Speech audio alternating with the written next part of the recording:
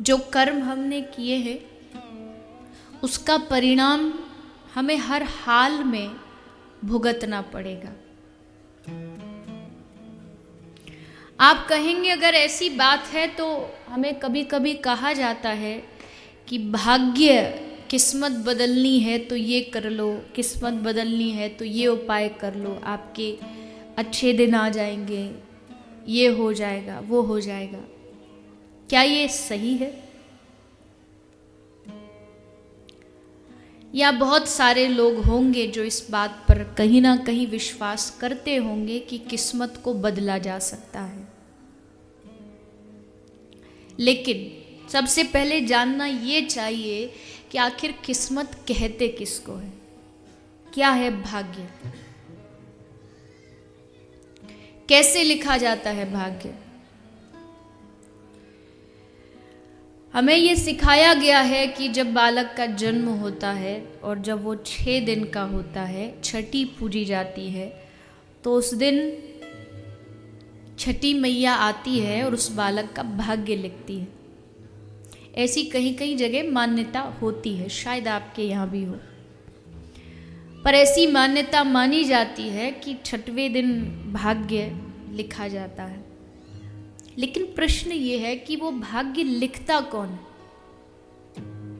अगर आपके जीवन में किसी प्रकार की आपकी परिस्थितियां प्रतिकूल हैं, किसी प्रकार का आपको अवरोध है जीवन में, तो वो भाग्य किसने लिखा?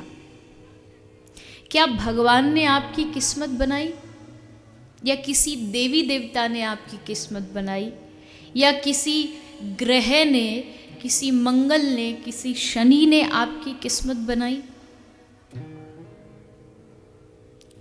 इसका उत्तर शास्त्र देते हैं, और शास्त्र कहते हैं इस दुनिया में किस्मत बनाने वाला कोई देवी देवता नहीं होता है, इस दुनिया में किस्मत बनाने वाला भगवान भी नहीं होता है, बल्कि हम अपनी किस्मत का निर्माण स्वयं करते हैं।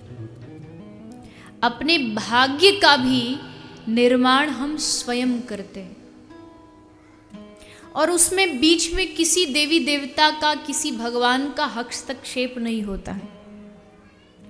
आपका भाग्य आप बनाते हैं, मेरा भाग्य मेरे कर्मों से बनता है।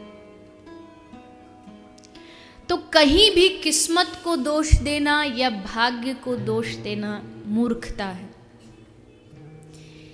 यहाँ सब कुछ जो हो रहा है वो या तो हमारे इस जन्मों के कर्मों के फलस्वरूप हो रहा है, या हमने पूर्व काल में कोई ऐसे कर्म किए होंगे जिसका परिणाम अच्छा या बुरा हमें इस युग में, इस जन्म में प्राप्त होता है। किस्मत मतलब कर्मों का फल। कर्म यानी आपके पास निर्णय है, आपको चोरी करनी है या आपको सत्यता से चलना है। आप निर्णय करें, और आपने निर्णय कर लिया कि मुझे चोरी करनी है, आपने कर्म कर दिया। अब जो इसका परिणाम है, जो इसका फल है, वो अब किसके हाथ में है? किसके हाथ में है? कर्म करना हमारे हाथ में है। चॉइस ऑफ डिसीजन जो होता है वो हमारे हाथ में है कि आपको अच्छा करना है या बुरा करना है। कर्म हमारे हाथ में है, लेकिन कर्म का फल किसके हाथ में है? भगवान के हाथ में। अब भगवान को भी कोई मौज तो चढ़ी नहीं कि आपने अच्छे कर्म किए फिर भी आपको गलत दिए जाए। अगर कुछ दे रहे हैं भगवान, तो इसका मतलब है कि वो कहीं ना कहीं कर्म के परिणाम स्वरूप हमें प्राप्त हो रहा है।